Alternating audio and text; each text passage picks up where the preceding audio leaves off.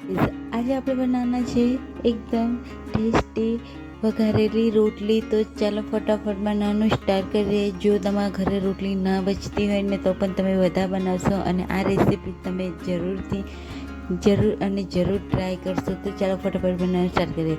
Capsicum, ડુંગળી અને ટામેટું cut કરીને લઈ લીધું છે. 5 રોટલી લઈને ટુકડા કરી લીધેલા છે આપણે ઝીણા ઝીણા.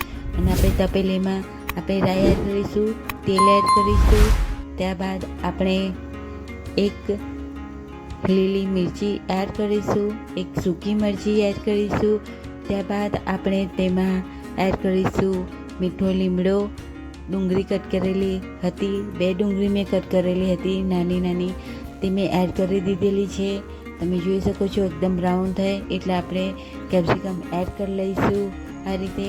તો કેપ્સિકમ ને ડુંગળી એકદમ સોફ્ટ થાય એટલે આપણે ટમાટર એડ કરીને મસાલા એકદમ સોફ્ટ થવા દઈશું. ત્યારબાદ આપણે મીઠું, ગરમ મસાલો, કાલી મિર્ચ પાવડર, હળદર, મરચું લાલ એડ કરી અને એકદમ સરસ રીતે મિક્સ કરી લઈશું. જો તમને અમારો વિડીયો પસંદ આવે તો લાઈક શેર અને સબસ્ક્રાઈબ કરવાનું ભૂલતા નહીં ફ્રેન્ડ્સ.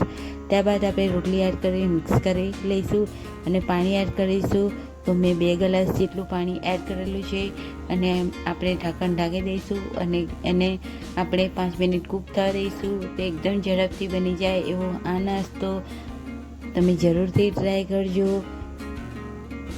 તો તમે જોઈ શકો છો કે આપણે એકદમ વઘારેલી રોટલી રેડી થઈ ગઈ છે.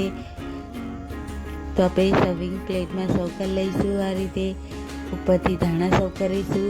ત્યારબાદ એક બટર એડ કરીશું અને લીંબુ નિચોડી અને એને ખાશું. તો તમે જોઈ શકો છો એકદમ ખાટી મીઠી અને એકદમ સિમ્પલ રીતે વઘારેલી રોટલી રેડી થઈ ગઈ છે.